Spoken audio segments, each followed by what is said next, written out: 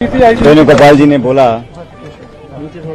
पिछले कुछ समय से हमारे कुछ साथी विधायक दिल्ली में आए हुए थे और हम लोगों के सरकार के और संगठन के कई सारे ऐसे मुद्दे थे जिसको हम रेखांकित करना चाहते थे। और मैंने जो इशू उठाया था, चाहे वो देशद्रोह का मुकदमा एसओजी वाला हो या हमें काम करने का जो तरीका था उसमें जो आपत्तियां थी, उन सब के बारे में हमने बताया। और मैंने शुरू से इस बात को कहा कि जो मुद्दे हैं वो सैद्धांतिक हैं और मुझे लगता था कि पार्टी के हित में उन बातों को उठाना बहुत जरूरी था। अपनी बात हम लोगों ने रखी। इस पूरे प्रकरण के दौरान बहुत सी बातें कही गई, चलाई गई और बहुत कुछ मुझे भी सुनने को मिला। व्यक्तिगत रूप से कुछ ऐसी बातें बोली गई जो मैं समझता हूं, मुझे भी आश्चर्य उन बातों पर हुआ, लेकिन मुझे लगा कि संयम और विनम्रता हमेशा बनाए रखनी चाहिए। राजनीति में व्यक्तिगत दुर्भावना की कोई जगह नहीं है। हम लोगों ने, सभी लोगों ने मिलकर 5 साल तक मेहनत कर राजस्थान में कांग्रेस की सरकार बनाई थी और उस सरकार में हम सब भागीदार हैं। लेकिन जब मुझे लगा कि इन बातों में जहां पर मुझे आपत्तियां थीं या जहां पर मुझे लगा कि अपनी बात रखना बहुत जरूरी है, तो कांग्रेस के समक्ष मैंने उस बात को रखा। मुझे खुशी है कि कांग्रेस अध्यक्ष ने, पूर्व अध्यक्ष राहुल गांधी जी ने, प्रियंका जी ने, हम सब ने विस्तार से आज चर्चा करी और हमारे जो साथी विधायक हैं उन सबकी बातों को, उन सबके कंसर्न्स को हमने प्लेटफॉर्म पर रखा है।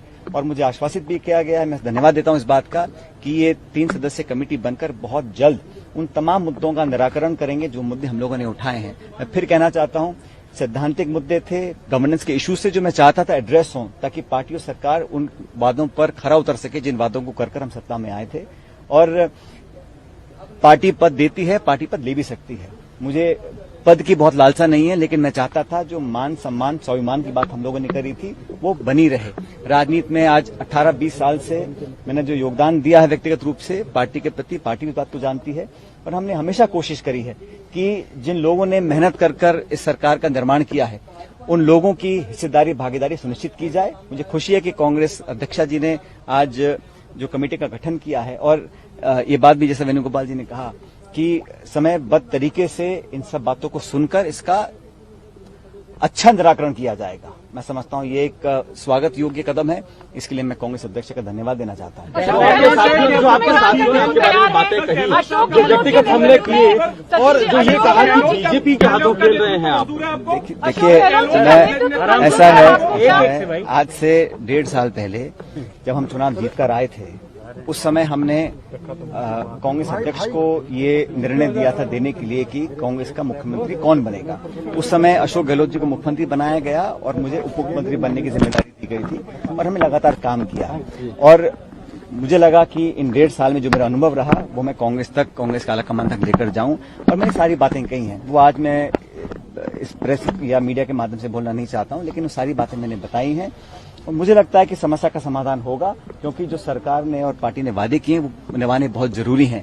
और मैंने कभी भी सुन लीजिए, हमने कभी भी इस प्रकार की भावना या भाषा या आचरण का उपयोग नहीं किया जो हमारे योग्य नहीं है। और मैं आज भी इस बात पर कायम हूं कि हम लोगों ने हमेशा एक दूसरे का सम्मान भी किया है, लेकिन पार्टी और सरकार के जो हित में था उसको हमने रखा है। और जितना भी लोग कुछ भी कहें, ये बात सच है कि हम लोग कांग्रेस पार्टी के न सिर्फ सिंबल पर जीत कर आए, लेकिन कांग्रेस पार्टी का काम कर हम सत्ता में आए थे। और आज हमारी जवाबदेही बनती है कि हम कैसे उन वादों को पूरा करें।